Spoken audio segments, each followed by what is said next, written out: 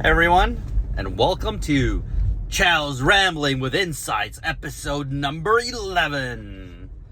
So today, I'm just gonna give an update on my book progress, 10,000 hours of play, and we're gonna go into some content, hopefully more insight than rambling, related to, actually I'm deciding between choosing your game versus identity roles, but I think let's do choose your game and wearing your game like a badge specifically.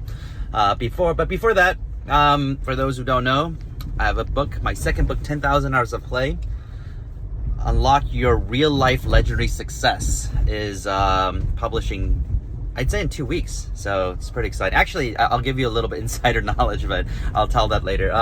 So my first book, Actionable Gamification, Beyond Points and Badges Leaderboards, sold over 100,000 copies, which, most metrics, it's seen as a successful book. It's not necessarily legendary, but it's pretty successful for like a trade book, right? It's not like a mass novel or whatnot.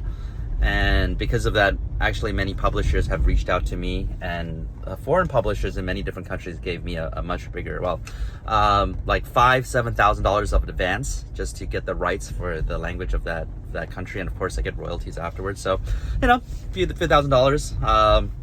And I say that's large because for like first time authors, that was already having a book that was proven.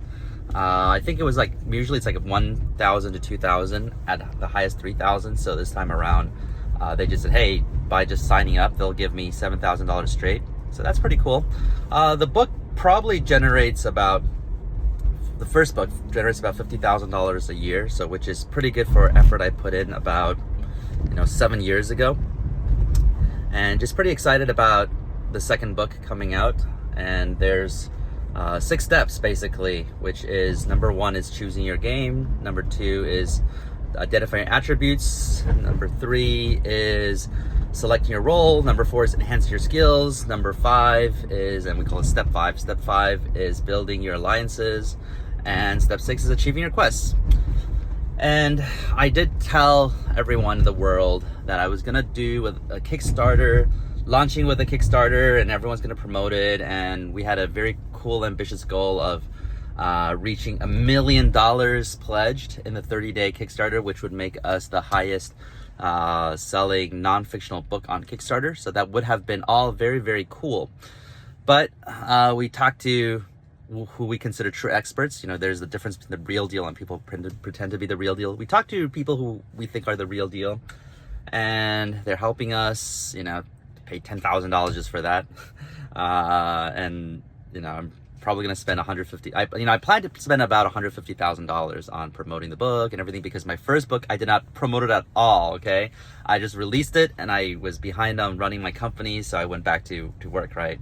And the book just kind of grew organically on its own, and it did very well.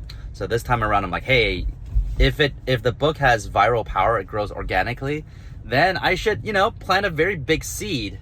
So put more money into getting it growing, and it would look really cool if my book actually gets $1 million. I think people in the industry, even if they already respect me, they're my fans, they look at it as like, wow, $1 million is what Yuka was able to get with the hype from his second book. They know that would have all been really, really cool. But then the experts, they said, hey, they feel like everything's put together too quickly. Usually a good campaign takes 6 months, etc., etc. So I agree with them. So we're gonna do a Kickstarter on something else, probably the certified coaching program that allows people to become a 10K HP coach, 10,000 hours of play, 10K HP coach. Because our vision is to have one coach in every